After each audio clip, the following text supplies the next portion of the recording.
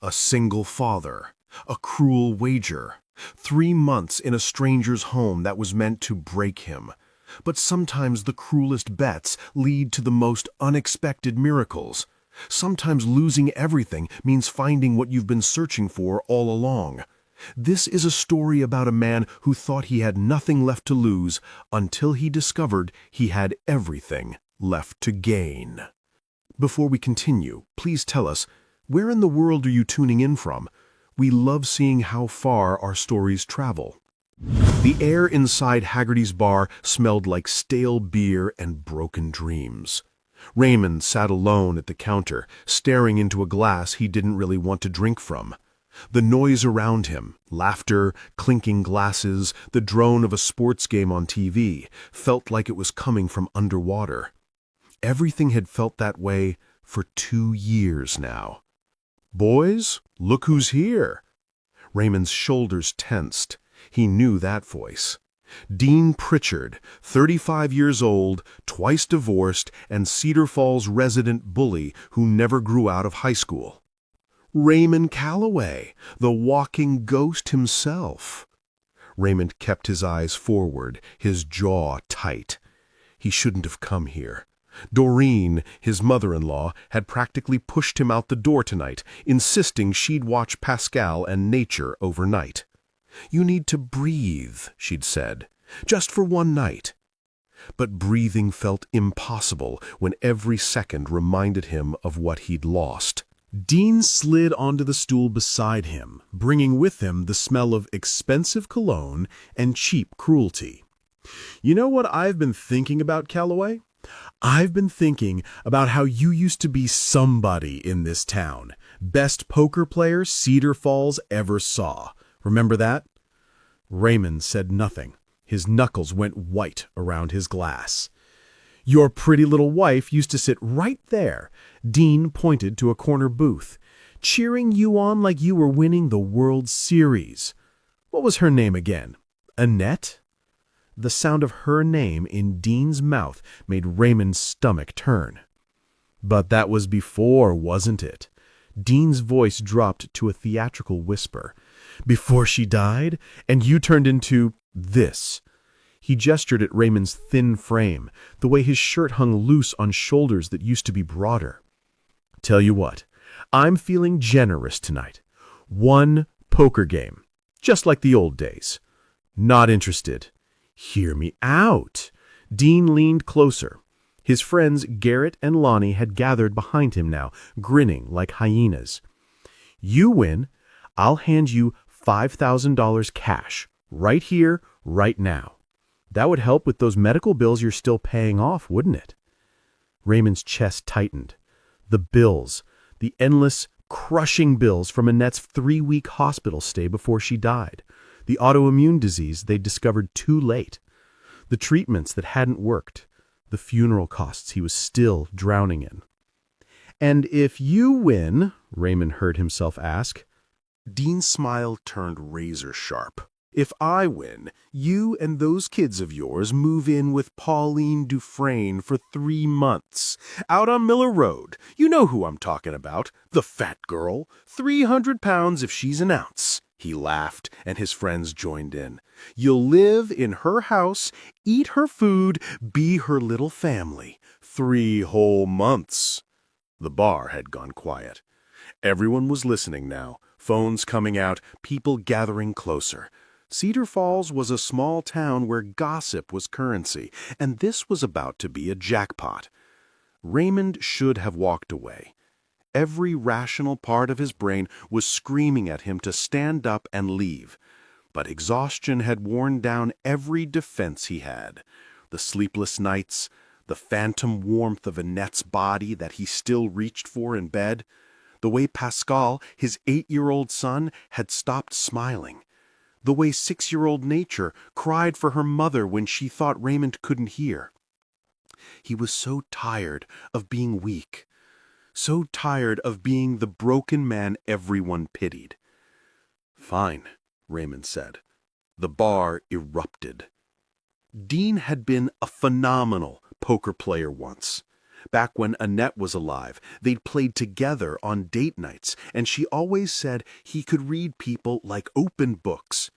She'd sit across from him, her dark eyes sparkling, calling his bluffs and raising his bets, making him laugh until his sides hurt.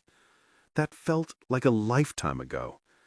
As Dean shuffled the cards with practiced confidence, Raymond tried to focus, tried to remember the patterns, the tells, the instincts that had once made him unbeatable. But his hands were shaking. His mind kept drifting to that night 2 years ago when Annette had collapsed in their kitchen. She'd been making dinner, spaghetti, Pascal's favorite, when she just dropped. Raymond had caught her before she hit the floor, his heart exploding with terror as her eyes rolled back. "Annette, baby, stay with me." In the ambulance, she'd squeezed his hand and whispered, "I'm sorry. I didn't listen to you." For months, he'd begged her to see a doctor about her exhaustion. For months, she'd said she was fine, just tired, like all mothers of young children were tired. By the time they discovered the truth, her organs were already shutting down. "Calloway, you in or out?" Raymond blinked, pulling himself back to the present. Dean was staring at him with barely concealed glee. The first hand had already been dealt. Raymond picked up his cards, a pair of sevens, mediocre at best. The game lasted 90 minutes, but it felt like seconds. Raymond tried. He really tried, but grief had stolen his concentration. Sleepless nights had dulled his instincts. Every time he looked at his cards, he saw Annette's face in the hospital bed, tubes and wires everywhere, her hand so small and cold in his. Dean had been practicing. Dean had been waiting for exactly this opportunity, sharpening his skills for months, knowing that eventually Raymond's weakness would bring him back to this bar. When Raymond laid down his final hand, a pair of tens that couldn't beat Dean's 3 queens, the bar exploded with laughter and cheers. Dean stood up, arms raised in theatrical triumph. "Ladies and gentlemen, Raymond Calloway and his children will be moving in with the elephant on Miller Road first thing Monday morning." He turned to Raymond, his smile cruel and satisfied. "Hope you like living large, Calloway. Real large." The laughter followed Raymond all the way to his truck. He sat in the parking lot for an hour, engine off, hands gripping the steering wheel so tight his fingers went numb. What had he done? What had he just agreed to? Pascal and nature didn't deserve this. They'd already lost their mother. They didn't deserve a father who kept failing them over and over again. When Raymond finally drove home, dawn was breaking over Cedar Falls. He pulled into the driveway of the small rental house he could barely afford and just sat there, watching the sun rise, feeling like the worst father in the world. Inside, Pascal and nature would be waking up soon in their beds. They'd come running to hug him, still in their pajamas, innocent and trusting, and he'd have to tell them they were moving again. Tell them about a bet their father had lost. Tell them everything was going to be okay when he didn't believe it himself. Raymond dropped his forehead against the steering wheel and let the tears come. Pauline Dufresne heard about the bet before Sunday morning. She was sitting at her kitchen table, drinking coffee and watching the birds at her feeder when her phone started buzzing. Text after text, screenshot after screenshot. Social media posts laughing about the poor fool who has to live with Pauline. Photos of her from years ago with cruel captions. Comments speculating about how humiliated she must feel. Pauline set down her coffee cup with a steady hand and read every single message. 28 years old, and she'd been Cedar Falls' favorite punchline for as long as she could remember. The fat girl, the weird girl who never left her house, the girl who'd given up her entire youth to care for a dying father and never recovered. She hadn't always been this size. As a teenager, she'd been athletic, played softball, ran track, had friends and dreams, and a future that looked bright. Then her father had a massive stroke when she was 17. Her mother had abandoned them years before, so there was no one else. just Pauline and her father in this old farmhouse, his body betraying him one function at a time. She'd dropped out of high school to care for him, 4 years of feeding him, bathing him, managing medications, watching him slowly fade away while her own life disappeared. He died when she was 21, and the grief nearly killed her.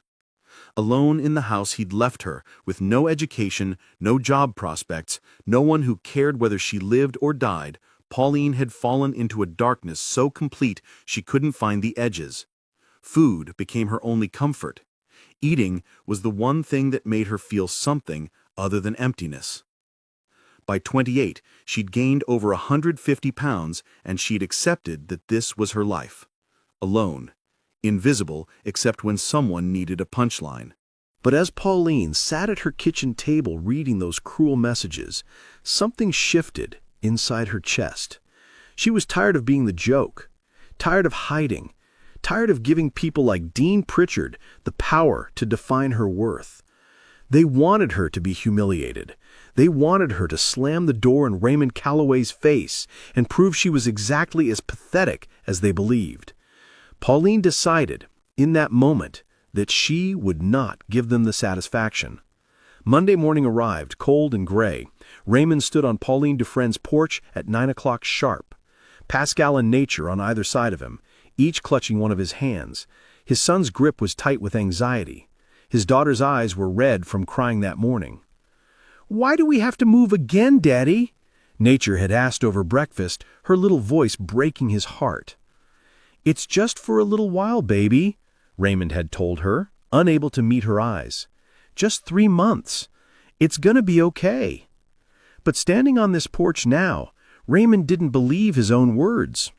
The farmhouse was old, but well-maintained, painted white with green shutters. A porch swing swayed gently in the breeze. The yard was neat, flowers blooming in carefully tended beds.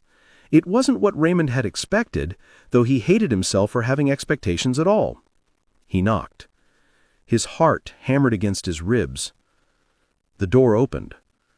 Pauline Dufresne stood before them, and Raymond's first thought, the one that made shame burn through him, was that Dean had been right about her size. She was a large woman, easily 300 pounds, wearing jeans and a simple blue sweater.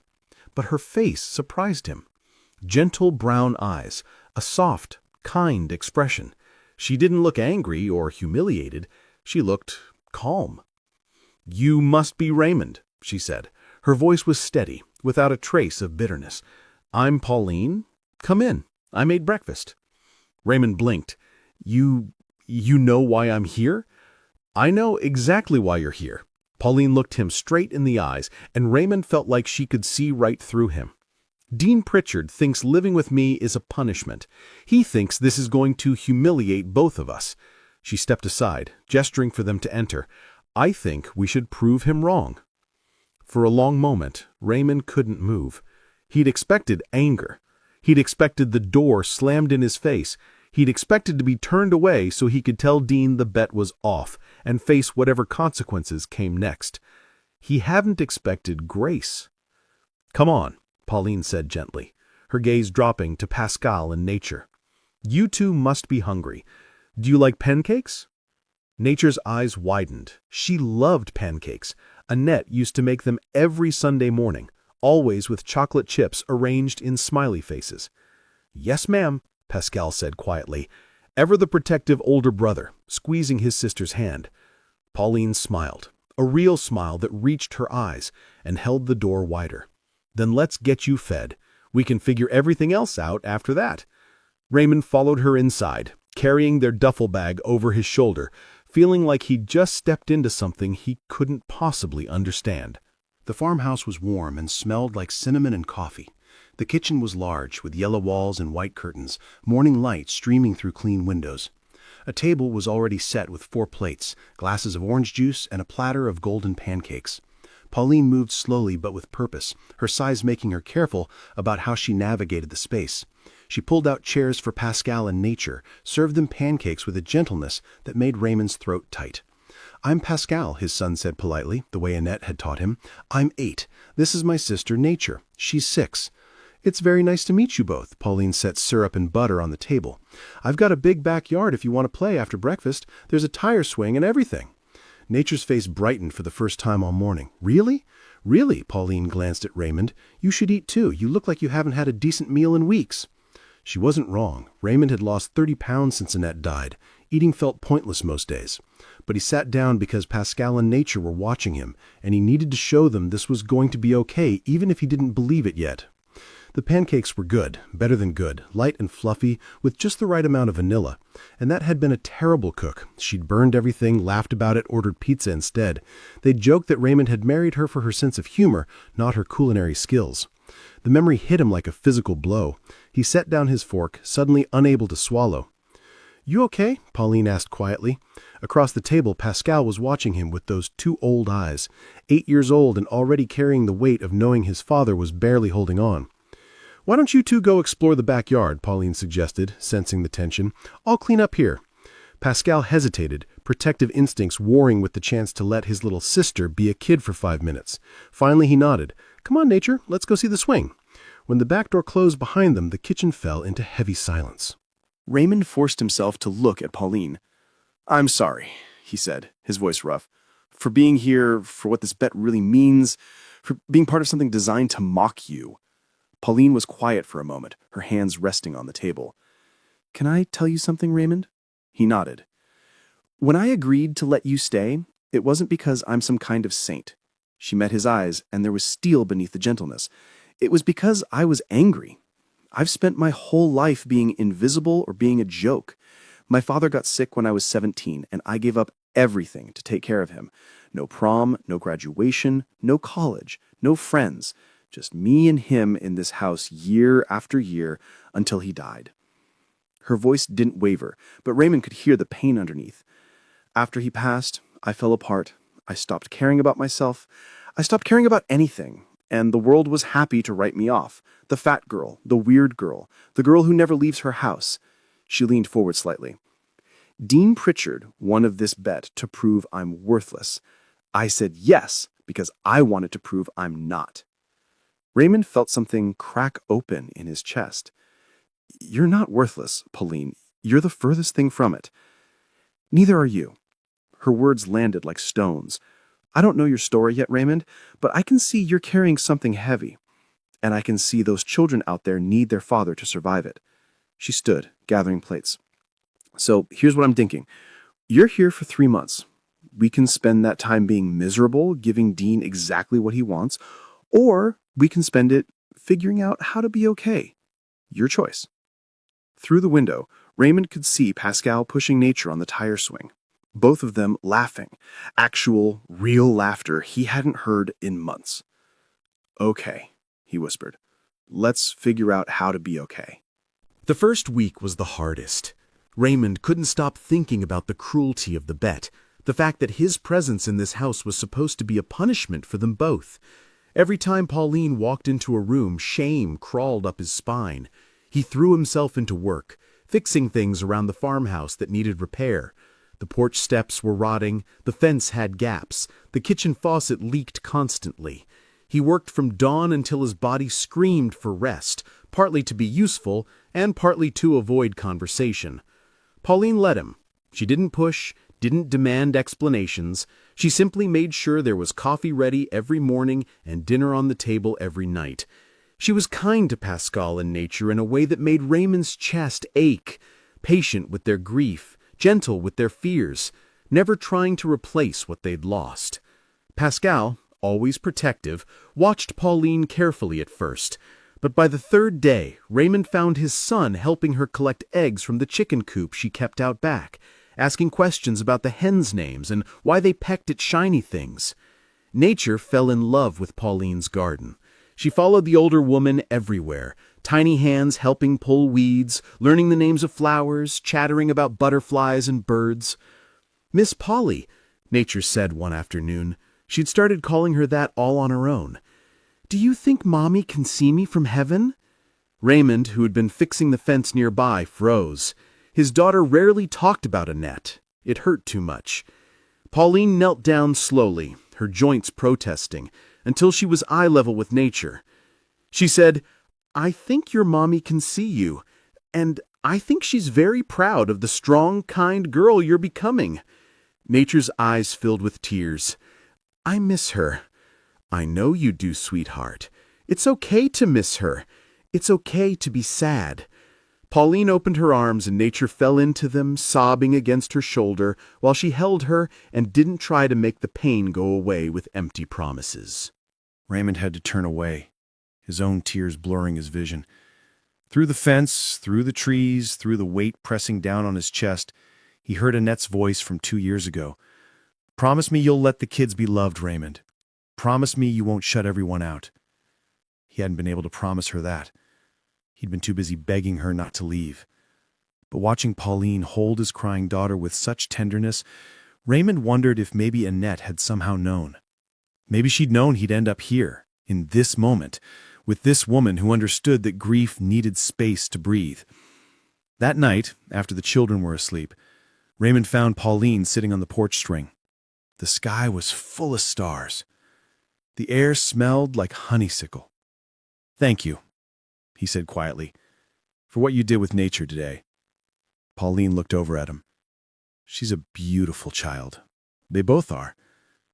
They lost their mother 2 years ago. Annette. Her name was Annette.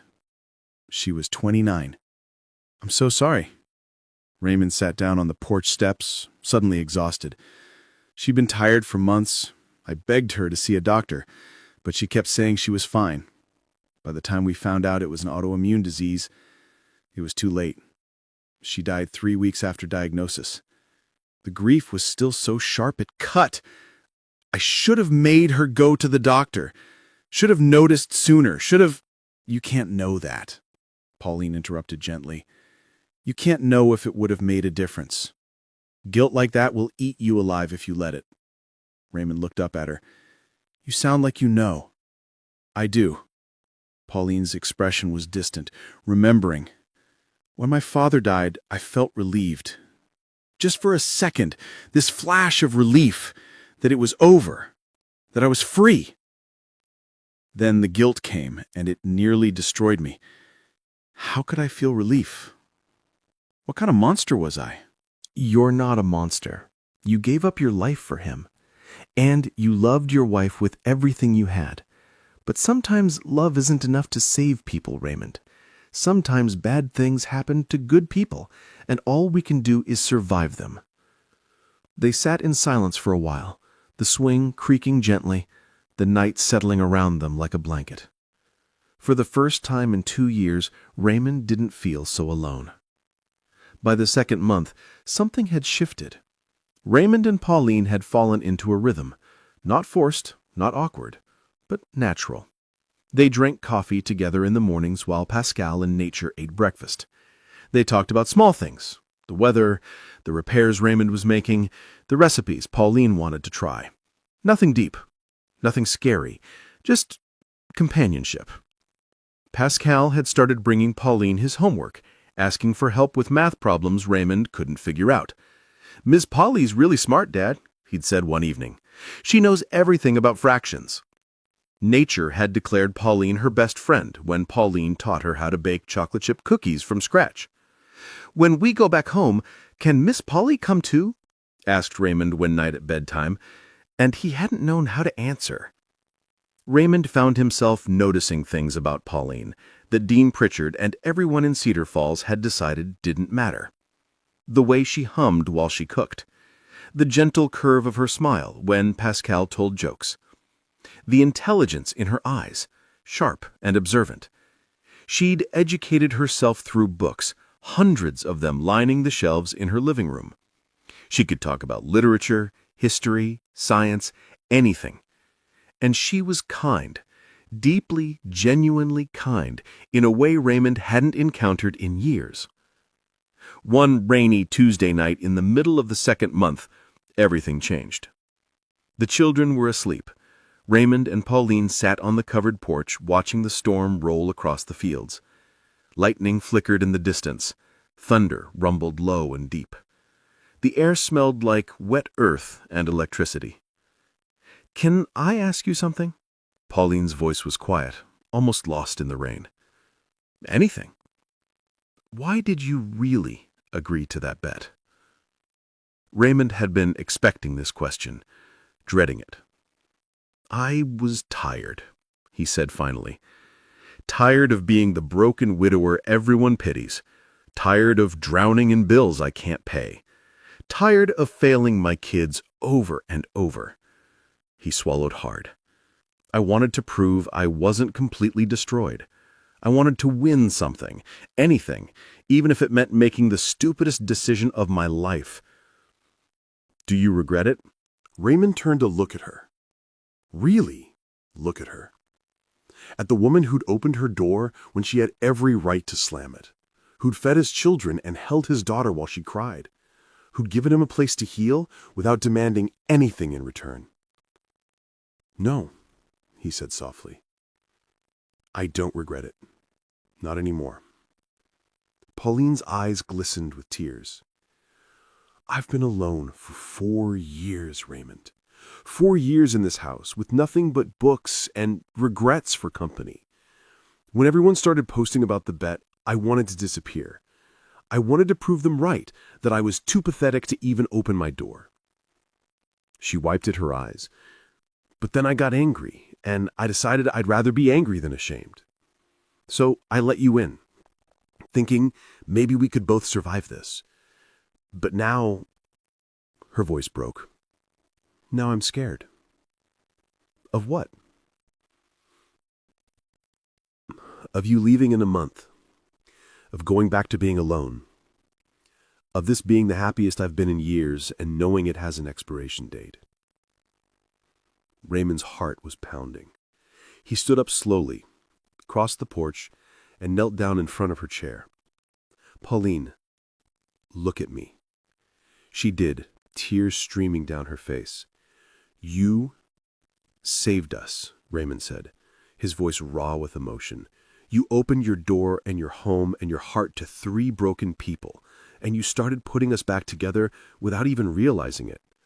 Pascal laughs now, nature plays again, and me, I can breathe. For the first time in 2 years, I can actually breathe. Pauline, I don't want to leave. When the 3 months are up, I don't want to go back to that rental house that feels like a tomb. I don't want to take my kids away from the first place they've been happy since their mother died. And I don't... He reached out, hesitated, then gently took her hand. I don't want to be apart from you. Pauline stared at him, her breath catching. You don't know what you're saying. I know exactly what I'm saying. I'm saying that somewhere in these past 2 months, you became important to me. You became home. I'm not her, Raymond. I'm not Annette. I know that. I loved Annette with everything I had, and losing her nearly killed me. But you're not Annette. You're Pauline. And you're... He struggled to find the words. You're everything I didn't know I needed. The rain poured down around them, drumming on the porch roof, washing the world clean. Pauline pulled him up gently, then stood, slowly, carefully. For a moment, they just looked at each other. 2 wounded people who'd found each other in the wreckage. Then, Pauline wrapped her arms around him, and Raymond held her tight, breathing in the scent of her hair, feeling her heartbeat against his chest, and something inside him that had been frozen for 2 years finally began to thaw. The last month flew by too fast. Raymond and Pauline had crossed some invisible line that night in the rain, and there was no going back. Not that either of them wanted to. They didn't rush into anything physical. Both of them knew this was too important to mess up. But there was an understanding now, a tenderness that hadn't been there before. Raymond would catch Pauline watching him while he worked, a soft smile on his face. Pauline would find small gifts Raymond left for her, wildflowers on her pillow, her favorite tea restocked, a book she'd mentioned wanting. Pascal and Nature noticed. Kids always did. Dad, are you and Miss Polly in love? Nature asked one night, her voice full of innocent curiosity. Raymond had been tucking her in, and the question caught him completely off guard. Would that be okay with you if we were? Nature thought about it seriously. Mommy would want you to be happy. She told me that before she went to heaven. She said, "Take care of Daddy for me, okay? Make sure he remembers how to smile." Raymond's eyes burned with tears. "She said that to you?" "Uh-huh, and you smile a lot now, Daddy, when you look at Miss Polly." "Do I?" "Yup, so I think it's okay." Pascal's approval came differently. He knocked on Raymond's bedroom door late one evening, his expression serious. "Dad, can we talk?" "Of course, buddy. Come in." Pascal sat on the edge of the bed, fidgeting with his hands. "I know Mom's not coming back." Raymond's heart clenched. "Pascal, I'm not a little kid anymore, Dad." "I know she's not coming back." His voice was steady, but his eyes were wet. "And I know you're really sad. You try to hide it, but I can tell." "I'm sorry, son. I never wanted you to worry about me." "But I don't worry as much anymore. Not since we came here." Pascal looked up at him. "Miss Polly makes you happy. She makes all of us happy. And I think Mom would like her." Raymond pulled his son into a fierce hug. "You're the bravest kid I know." "Can we stay, Dad? After the 3 months? Can we please stay?" "I'm working on it, buddy. I promise I'm working on it." The truth was, Raymond had been thinking about nothing else. How could they make this work? The rental house lease was almost up anyway. He had already talked to his boss about taking on extra projects to save money. He'd even quietly spoken to a real estate lawyer about what it would take to officially move in with Pauline to make this arrangement permanent. But there was one more thing he needed to do first. One last ghost to lay to rest.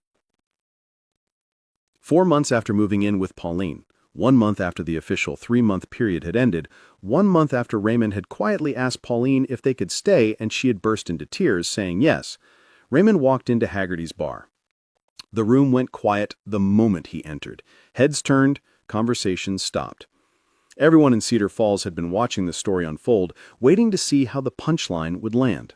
Dean Pritchard sat in his usual spot, surrounded by Garrett and Lonnie, a beer in his hand, and that familiar smirk on his face.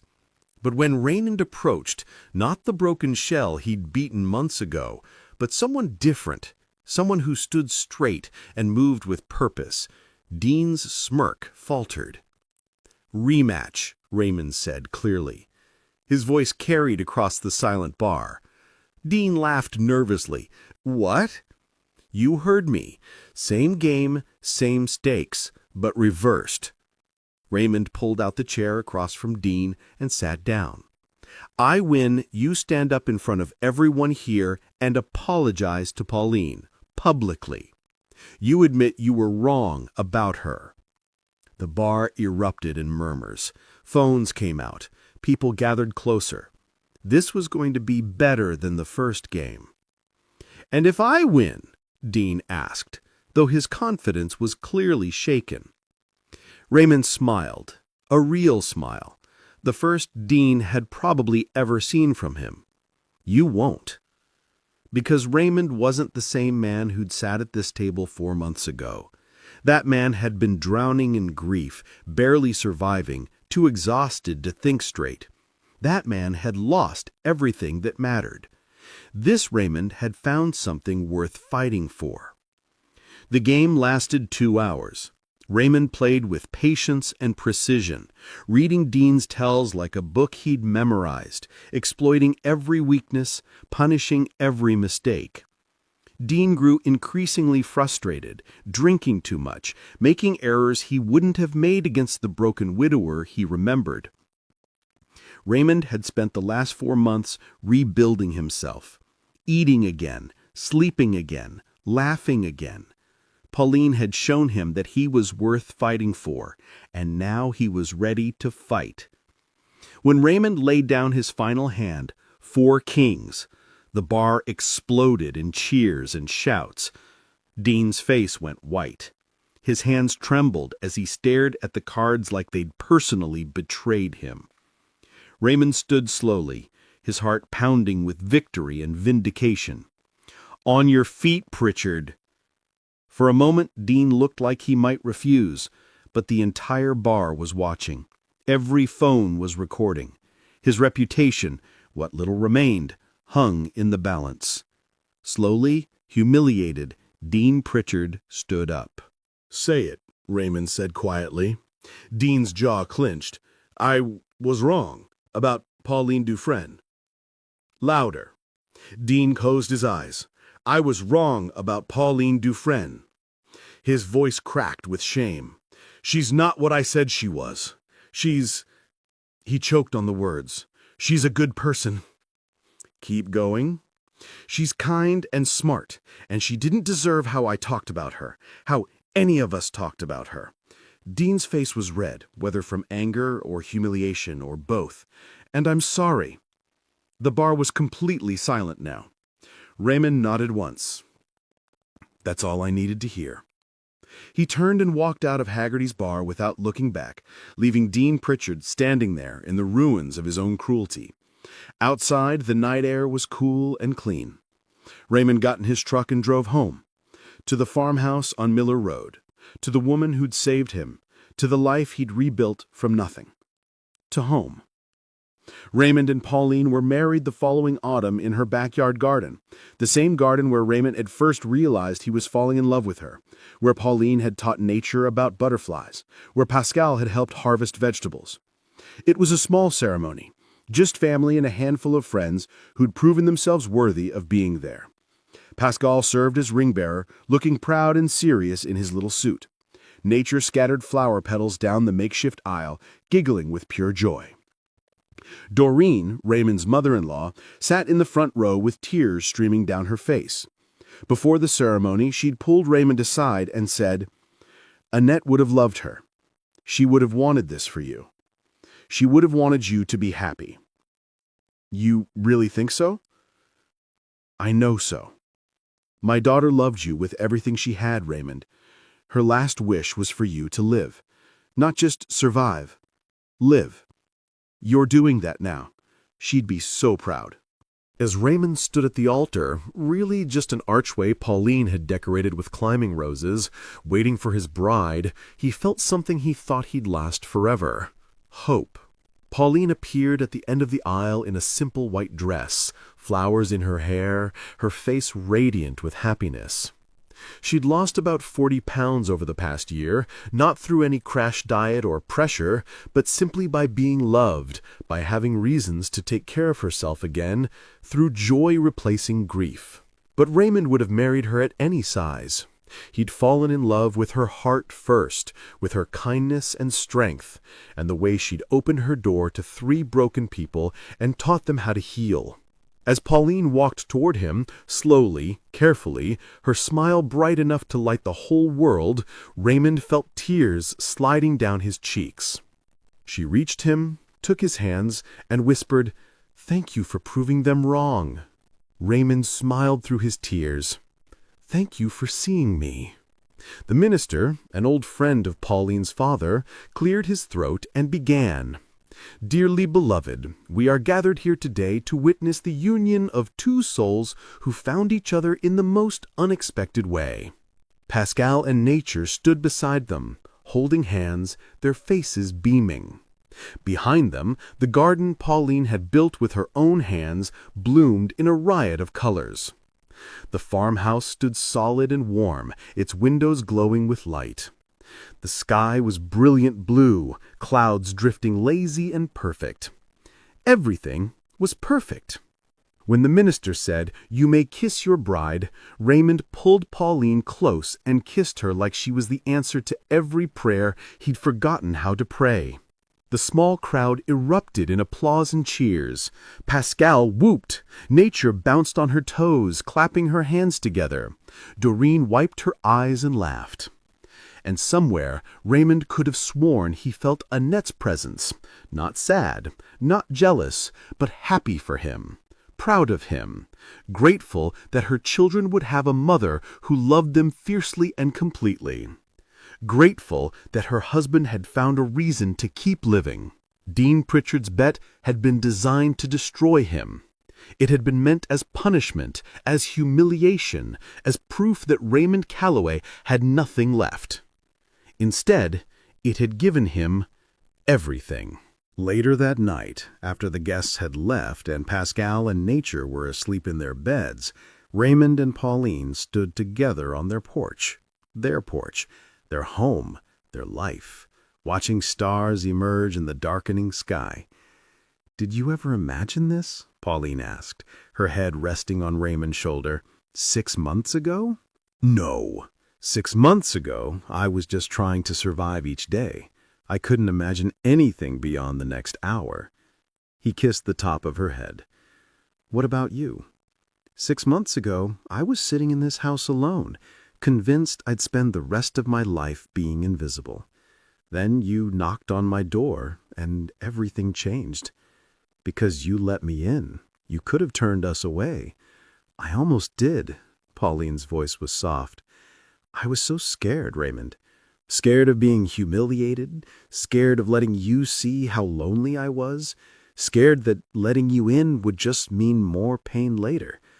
But I was angrier than I was scared, and anger saved me." Raymond turned her to face him, his hands gentle on her shoulders. "You saved us. You opened your door and your heart to 3 strangers, and you gave us back our lives. Don't ever forget that. We saved each other, Raymond. I was drowning too, Raymond. You just couldn't see it from the outside." They held each other as the last light faded from the sky and the first stars winked into existence. Inside the house, Pascal and nature slept peacefully, safe and loved. The garden rustled with night sounds, crickets and frogs and the gentle whisper of wind through leaves.